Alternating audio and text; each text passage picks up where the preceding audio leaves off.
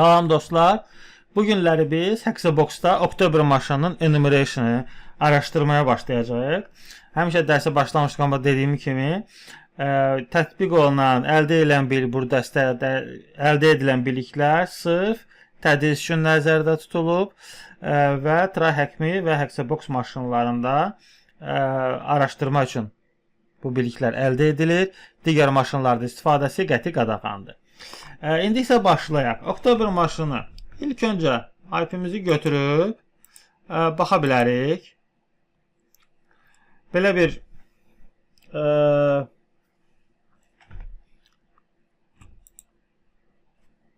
CMS-dir, Oktober CMS-dir. İlk öncə mən artıq öz write-up'ını yazmışam. Tak. Birinci növbədə Nmap, edirik. Baxaq görək ki, hansı portlar açıqdır, hansı bir sistem varmı? Birinci bundan başlayırıq. Qeyri-adi burada heç nə yoxdur. Yəni maşınları araşdıranda mən qeyri-adi bir şey görmədim. Medium səviyyəsində olması isə indi görəcəksiniz. 22 və 80-ci portu, başqa heç nə yoxdur qeyri-adi. Oktober CMS Vanilla yazılıb. Mən belə deyək, Metasploit'ı açdım, araşdırdım. Yəni qeyri-adi bir exploit da əldə edə bilmədim. Növbəti nə etdim? Növbəti mərhələdə Dirb ilə başladıq baxmağa görək ki, hansı linklərimiz vardı. Yəni burada nələr var bu sistemdə? Bunu araşdırmağa çalışdım. İlk öncə gəldi əlbəttə account, yəni login. Burada enter email, password. Mən default credential'lara baxdım. Burada yazıldı ki via composer I was prompt, bir sözlə default login parol, burada credential 10 ildir ki admin qalıb. PHP Artisan October Pastability. Bunun yəqin ki bu October CMS'in Pastability admin. Burada da onun haqqında ümumi məlumat verib araşdırıb baxmaq olar ki, dokumentasiyalarında nə var. Mən burada admin deməli administration area, bu backenddir. Tak. Burada enter your email getdiyinə görə mən sign in etdim və heç bir məlumat əldə edə bilmədim, belə deyək.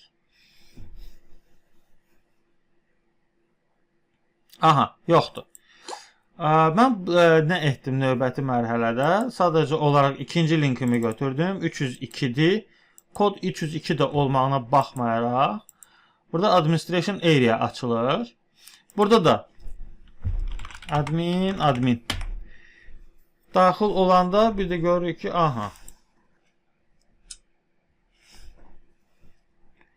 biz daxil olduq. Bir sözlə, biz əgər daxil olmuşuqsa, düzdür.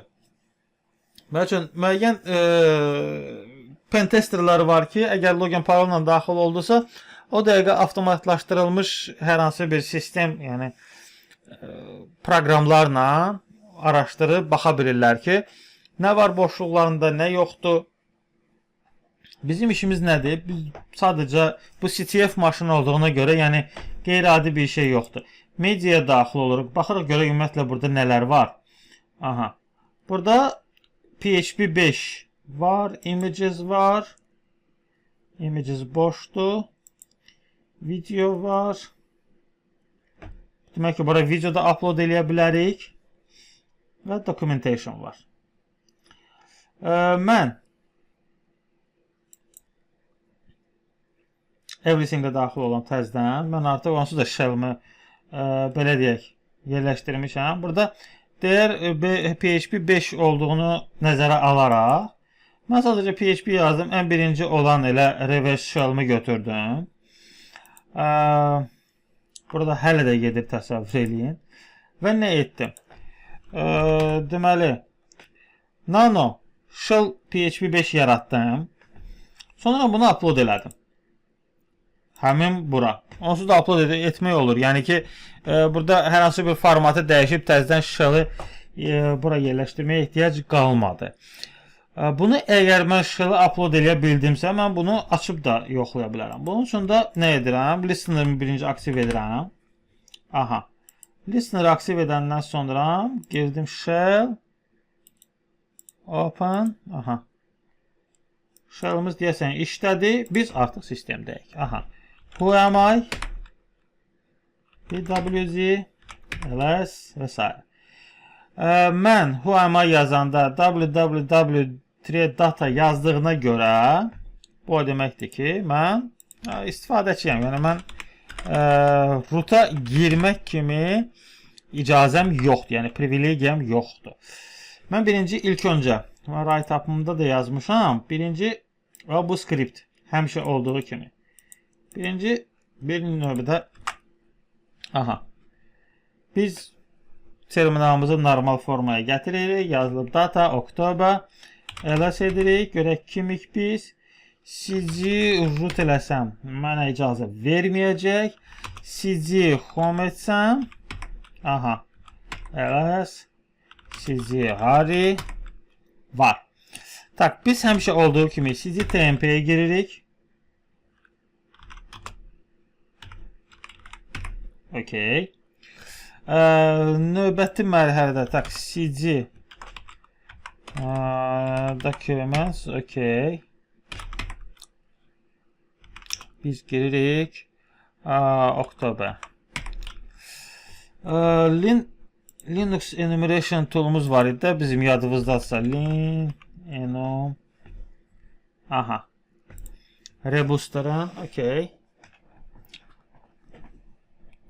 Mən sizə tam detallı Linux privilege göstərməyəcəm. Səbəb nədir? Linux privilege göstərməkdən ötürü siz əvvəlcə olaraq Linux'un nədən ibarət olduğunu bilməlisiniz. Nə cür işlədiyini bilməlisiniz ümumiyyətlə. Fayllar necə bir-birlərindən əlaqədədir. Bu biraz qəlizdir. Yəni,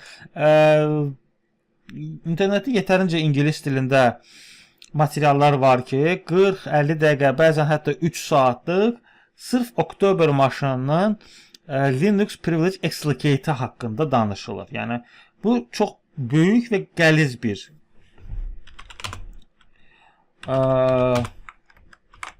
mövzudur. Nəyə görə? Biz sistemə daxil olduqsa, deyərsiniz ki, bu nədir ki, burada çox asan idi. Biz daxil olduq. Amma siz özünüz write-upsız və bir müddət oturub işləsəz görəcəksiniz ki, xeyr, eləncə deyil. Yəni 8 dəqiqə bu sistemə daxil olmaq biraz o qədər də real deyil. Bunun üçün təcrübə lazımdır, bunun üçün üzərində işləmək lazımdır. Biz demək sizinlə danışa. Belə 9000 eləyək.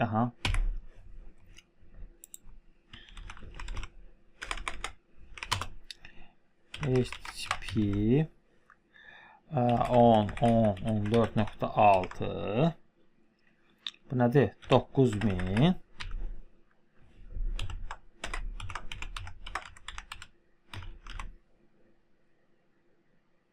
enter. Ls sıxırıq. İndi baxın. Lin enum.sh eləsəm işləmədi. Vay. Niyə? Çünki biz onu çimod eləməmişik. Köhnə videolara baxsaz görərsiniz ki, indi deyəcəksiniz ki, çimod nədir?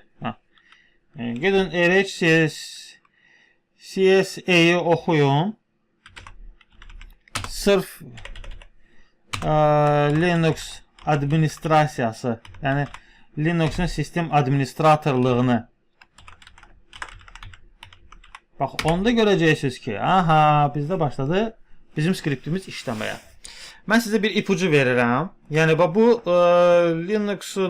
Linux enumeration deyilən bu tool'u biz fikir versəniz, biz köhnə maşınlarda, yəni bundan qabaqki videolarda cron tabla biz Linux explicate eləmişdik. Bu alət maşında olan boşluqları çalışır axtarıb tapmağa. Siz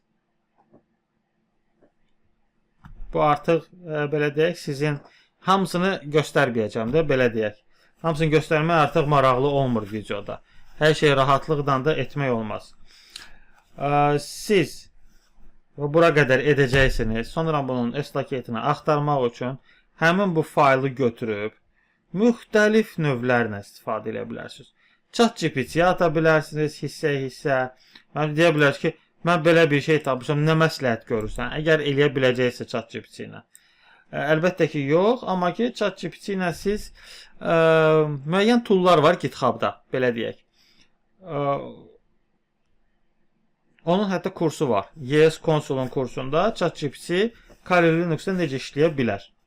Yenə deyirəm, etik formada. Yəni ki, bu biliklər verilmir ki, gedib xuliqanlıq edəsiniz. Bu biliklər verilir ki, siz kiber təhlükəsizlik sahəsində daha yaxşı puxtələşəsiniz, professional olasınız.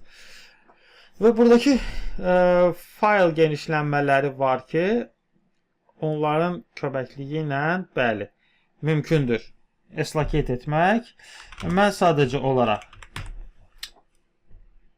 artıq yazdığım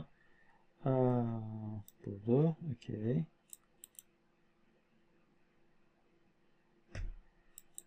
Hadi dev SHM, okey.